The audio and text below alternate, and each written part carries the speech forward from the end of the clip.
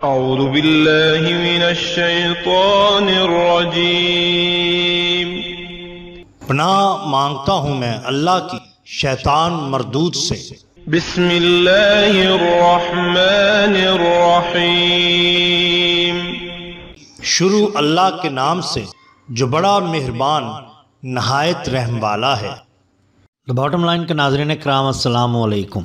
محترم ناظرین، ہم اپنی آج کی ویڈیو میں حضرت داتا گنج بخش سرکار رحمت اللہ علیہ اور ایک تانگے والے کا قصہ آپ کے سامنے پیش کریں گے، لیکن اس سے پہلے ایک مولوی صاحب کی داستان آپ کو سنانا چاہتے ہیں۔ ایک دفعہ کا ذکر ہے کہ مولوی صاحب داتا صاحب کے عرس شریف میں حاضری کے لیے جا رہے تھے۔ ٹرین میں ایک ہندو نے ان سے دریافت کیا، آپ کہاں جا رہے ہیں؟ کہا داتا کے عرس میں۔ بولا وہاں کیا لینے جا رہے ہو؟ فرمایا اللہ کی رحمت ہے۔ کہنے لگا اللہ کی رحمت تو آپ کہتے ہیں کہ ہر جگہ موجود ہے، پھر وہاں جانے کی کیا ضرورت ہے؟ کہا لو سن لو، ایک مثال دیتا ہوں۔ یہ ریلوے لائن پشاور سے کراچی تک جاتی ہے، پہاڑوں سے بھی گزرتی ہے، چھانگا مانگا کے جنگل سے اور سندھ کے چٹیل میدانوں سے، ہر جگہ سے گزرتی ہے۔ پھر اگر کسی نے کراچی جانا ہو اور وہ کراچی میل پر سوار ہونے کے لیے ریلوے لائن کے قریب پہاڑوں میں یا جنگل میں یا کسی میدان میں کھڑا ہو جائے اور یہ کہے کہ ریلوے لائن یہاں موجود ہے، یہیں سے میں گاڑی پالوں گا، تو بتائیے کیا اسے گاڑی مل سکے گی؟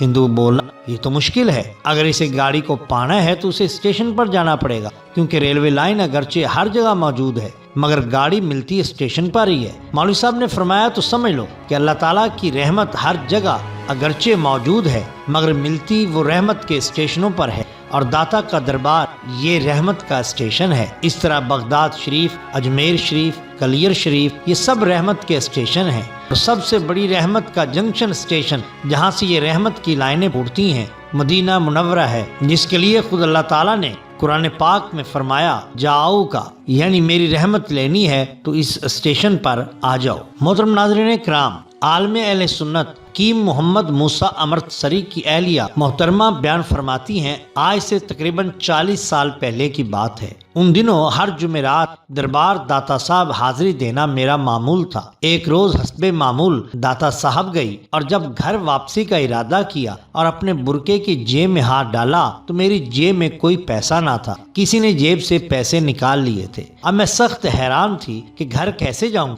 اس پریشانی کے عالم میں چلتے چلتے دہلی گیٹ تک پہنچ گئی اور سراج ہوٹل کے نیچے کھڑے ہو کر سوچنے لگی کہ اب اگر یہاں سے شاد باغ کا تانگا مل بھی جائے تو کرایہ کہاں سے دوں گی؟ اس وقت جو تانگا آتا مرد حضرات دوڑ کر اس میں بیٹھ جاتے۔ شام گہری سے گہری ہوتی جا رہی تھی، اتنے میں سامنے سے 2-4 خواتین نظر آئیں تو میں بھاگ کر ان کے پاس جا کھڑی ہوئی، کیونکہ وہ چہرے کچھ شناسا سے دکھائی دے رہے تھے۔ وہ عورتیں شاد باغ کی گجریاں تھیں جنہیں میں جانتی تھی مگر وہ مجھے نہیں جانتی تھی۔ سوچا کہ یہ بھی شاد باغ جائیں گی، لہذا ان کے ساتھ بیٹھ جاؤں اور ان سے کہوں گی کہ وہ میرا کرایہ بھی ادا کر، جو میں پھر انہیں لوٹا دوں گی۔ جبکہ ان سے یہ کہنے کا حوصلہ بھی نہ تھا کہ نہ جانے وہ عورتیں آگے سے کیا کہیں۔ اتنے میں سامنے سے کیا دیکھتی ہوں کہ ایک تانگا مسجد کی طرف آ رہا ہے۔ کوچوان کے ساتھ ایک دیڑھ عمر کا آدمی بیٹھا تھا۔ وہ کہنے لگا بی بی بیٹھو، تانگا شاد باغ جا رہا ہے۔ تو ہم سب عورتیں جلدی سے تانگے پر سوار ہو گئی۔ تانگے پر بیٹھ کر کچھ حد تک تسلی ہو گئی، مگر ایک مرحلہ ابھی باقی تھا کہ کرایہ کس سے لوں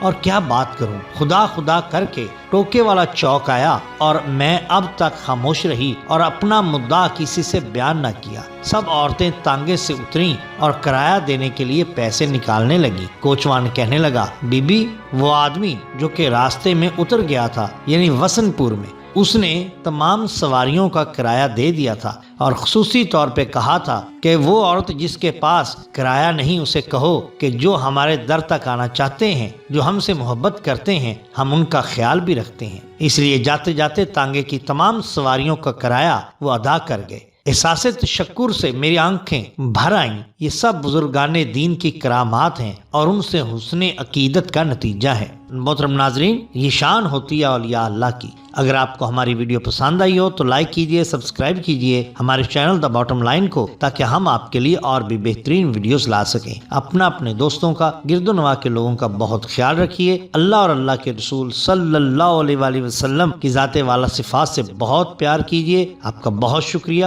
اللہ حافظ۔